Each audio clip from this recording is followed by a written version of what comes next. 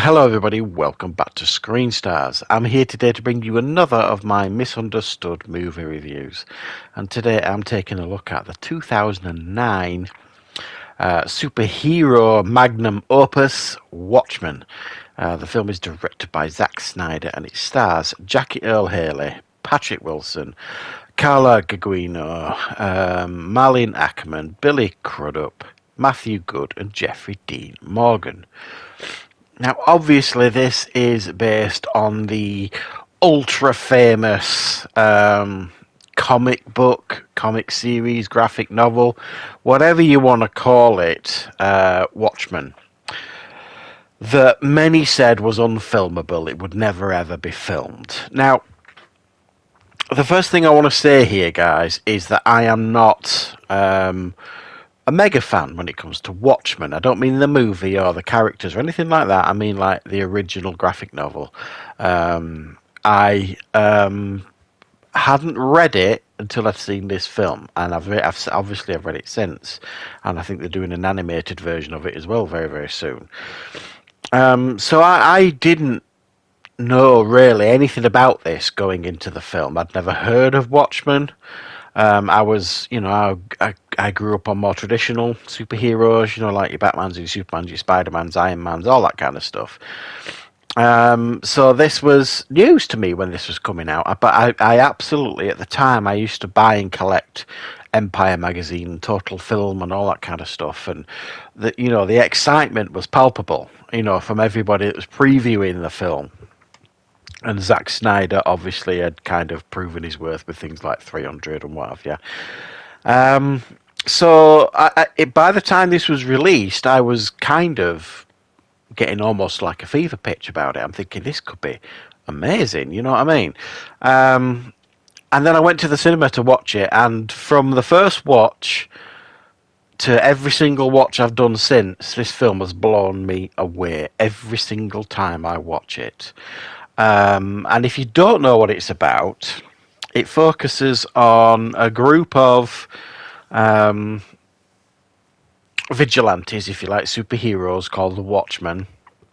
It's set in the 80s in a alternate, in an alternate 80s, if you like. The Cold War is firmly in place. There is a severe threat of nuclear war. The doomsday clock is like 5 to midnight and it's getting ever closer. Everything's dire, everything's terrible. And then you've got these watchmen that used to kind of try and keep the streets clean, but they've kind of been banned, basically, now. They're not allowed, basically. And the most powerful of them, Dr. Manhattan, kind of pretty much works for the government now, really, and does like research and all this kind of stuff, whereas the others, the only one that's really active anymore is Jackie Earle Haley's Rorschach, who refuses, if you like, to kind of back down, so therefore he's a pretty wanted man by the authorities. Everybody else, Patrick Wilson's Owlman and all the other Watchmen basically have stepped down from their roles as like superheroes, vigilantes. And the film starts with the comedian played by Jeffrey Dean Morgan getting killed, which would be no easy task at all with someone of his abilities and his veteran state. But he is killed, and that's how the film starts. And then you've got Rorschach determined to find out who the killer is of the comedian, and he tries to bring others on board, such as Patrick Wilson's character and Marlene Ackerman's character, and even Dr. Manhattan, to try and figure out who he's targeting, the Watchmen. Nobody else is particularly interested in finding out, and that's mainly because the comedian was a bit of an arsehole when he was alive, and you get to see that through many, many, many, many flashbacks that this film has. I mean, it's a long film, especially if you watch the Ultimate Edition, which is the one I do recommend you watch. It's over 3 hours long, and it's got like a 20-minute like animated bit in it as well. That is, you kind of wonder why it's in there when you first watch it, but it is so brilliantly done that and it's so bleak, this like animated section. When you actually put it in context with the rest of the film, it does actually make sense. But the Ultimate Edition is the way to go, basically, in my opinion. So you've kind of got them trying to figure out who's killed the comedian, and what actually they discover is like a huge conspiracy that kind of brings the capes, if you like, or the superhero vigilantes back out of retirement. Right. This film, Watchmen, I've personally have wanted to do a review of this for years, almost since I've started doing the channel. This has always been one of my favourite superhero films. It's just simply breathtaking, in my opinion. I think this film is arguably Zack Snyder's best, and I only hesitate there because his version of Justice League, I think, is remarkable as well, and I think it shows what talent Zack Snyder has got, and I think he's going through the ringer a little bit with his Rebel Moon films, which are, they were watchable and they were decent in my opinion, but they were certainly night and day when you compare them to this and Justice League and things in regards to quality and excellence. And I think he has created, with this and his version of Justice League, two of the finest superhero films that has ever been put to screen. And that's just in my opinion. And I grew up on superhero films, and I went to the cinema to see the original Superman. So I don't say that lightly. What you have here is an incredibly put together, skillful piece of cinema, in my opinion.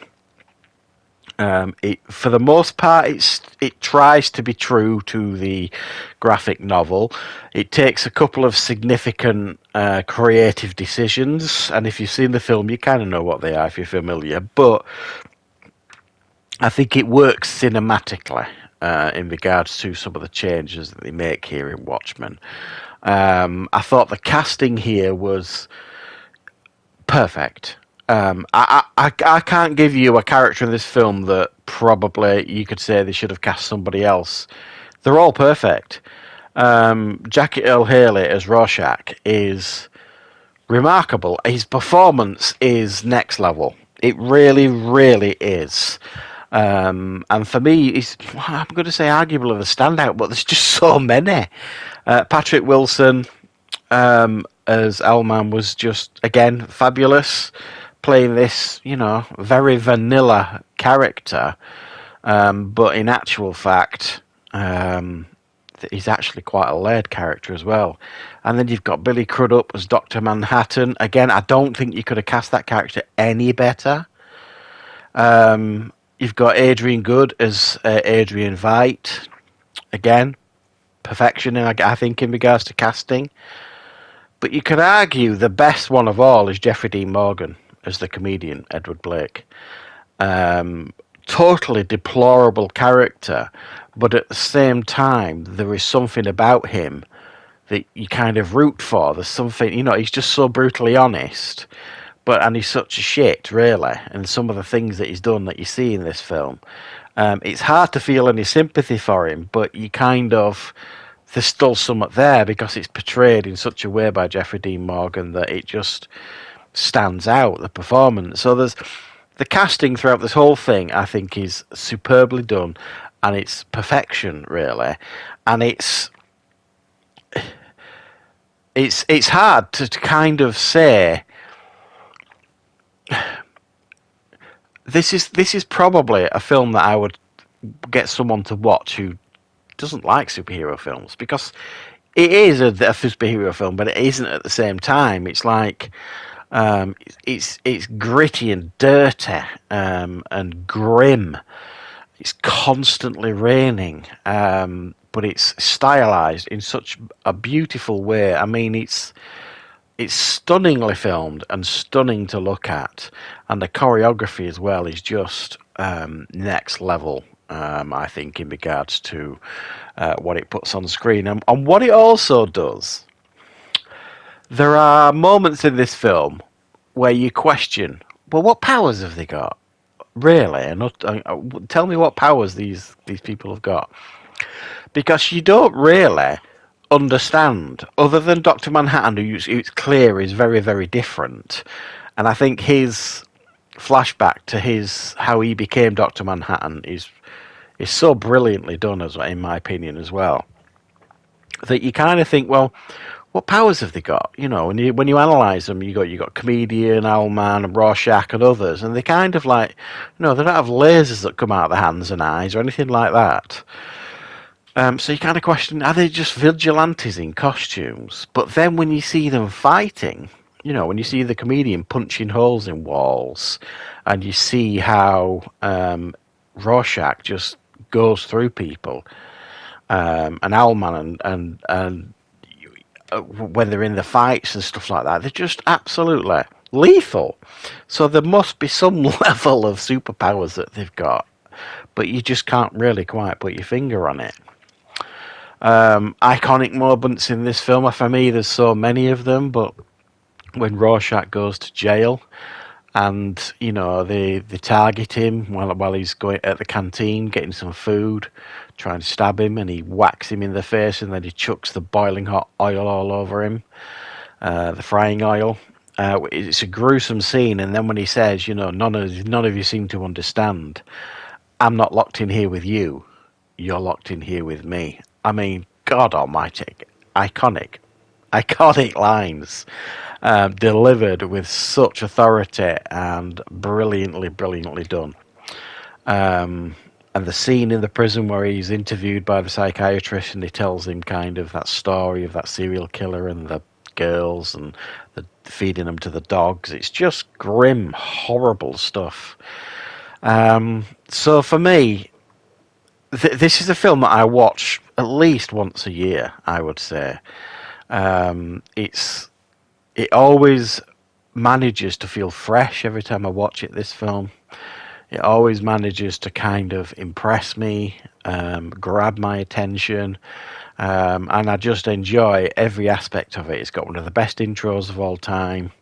Opening credits intros with that song, and it kind of catches you up with what's been going on and what's happened, kind of leading you to the start of the film. It's just fantastically done. And it's so memorable, in my opinion, as well. It's so close, I think, to perfection, this film. I was very, very tempted to give this a 10 out of 10. And right now, while I'm talking, I'm debating it in my head. Should I have given it 10 out of 10? Because I really do struggle to find fault with it. But I do understand, there's probably some that would watch this and have issues with the pacing, and a few other bits and pieces, the usual Zack Snyderisms that are in it here and there. But for me, I absolutely love this film. It is one of my favourite films, never mind being a superhero films of all time. And I think, with misunderstood movie reviews, I mean, when this came out, it didn't do particularly well, and it was kind of overlooked, and a lot of people were kind of like, we told you couldn't film it, told you you'd never be able to put it on screen. And I think because of the lack of interest in the characters, because not many people out there, a rank and file, if you like you and I, had heard of Watchmen. It was quite a niche graphic novel, I suppose. So it was almost like set up to fail anyway, in a large degree. And it has gathered, since its release, I don't know if I'd call it a cult following, but I think it is much more respected these days than when it was first released, and rightfully so, because it's a masterpiece. I think you could put this up against 90% of the Marvel films that have come out over the last 15 years or so, and this would easily outshine many of them, in my opinion, because it's complex, it's adult, it's grown up, it's complex storylines, it's gripping, it's grim, exciting. The effects are fantastic. It's got it all, in my opinion, this film. So I would strongly recommend, guys, if you've never seen Watchmen, don't worry if you don't know who the characters are or anything like that. The film does a brilliant job of introducing you to them. and kind of letting you into this world, because I went into this film completely and utterly not having a clue about any of these characters really when I first saw this film. So yeah, thanks for watching, guys. I hope you enjoyed this review. I hope you found it useful. I will of course be back with plenty more reviews and content on the channel very, very soon.